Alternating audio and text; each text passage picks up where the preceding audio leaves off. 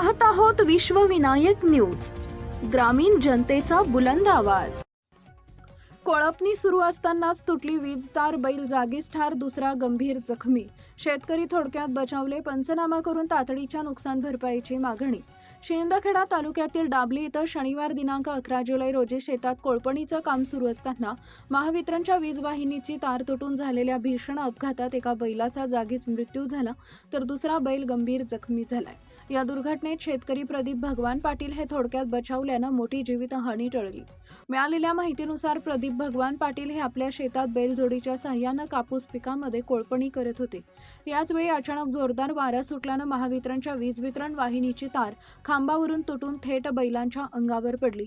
वीज प्रवाह सुरू असल्यानं भीषण शॉर्ट सर्किट होऊन एका बैलाचा जागीच मृत्यू झाला, तर दुसरा बैल गंभीर जखमी झाला। शेतकरी प्रदीप पाटील यांनी प्रसंगवधान राखल्यानं ते सुदैवानं बचावले। या घटनेमुळे शेतकऱ्यांचं मोठा आर्थिक नुकसान झालं असून परिसरात हळहळ व्यक्त होतीये। शेती कामासाठी बैलजोडी हा महत्त्वाचा आधार असल्यानं या अपघातामुळे शेतकऱ्यास मोठा फटका बसलाय।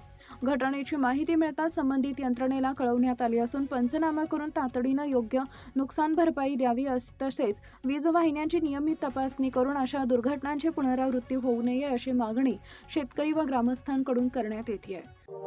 अशाच ताज्या बातम्या पाहण्यासाठी विश्वविनायक न्यूजला लाईक करा, सबस्क्राईब करा आणि बेल आयकॉन प्रेस करा।